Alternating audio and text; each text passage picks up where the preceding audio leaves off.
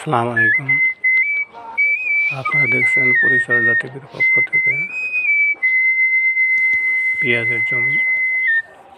যে যেখান থেকে এই অনুষ্ঠান দেখছেন সবাইকে জানাই আন্তরিক অভিনন্দন ও শুভেচ্ছা।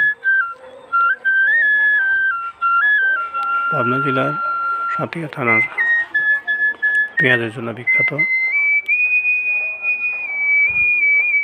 বাংলাদেশের পেঁয়াজের রাজধানী বলা হয় পাবনা জেলাকে। পাবনা জেলার যে পেঁয়াজ উৎপাদন হয় সারা বাংলাদেশে তথা গোটা এলাকায় এর সাপ্লাই হয়, কিন্তু অত্যন্ত পরিতাপের বিষয় পেঁয়াজের উৎপাদন খরচ যা হয়েছে আপনারা দেখতেইছেন পেঁয়াজ গাছের কি পরিস্থিতি,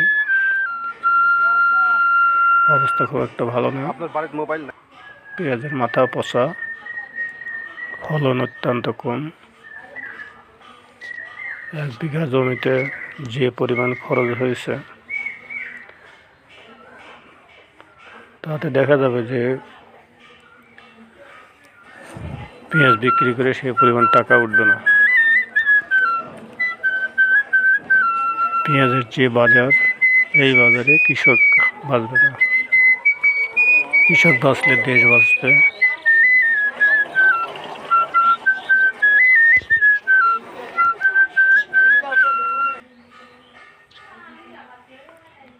এই হলো পেঁয়াজের জমি, ফলন অত্যন্ত কম হবে।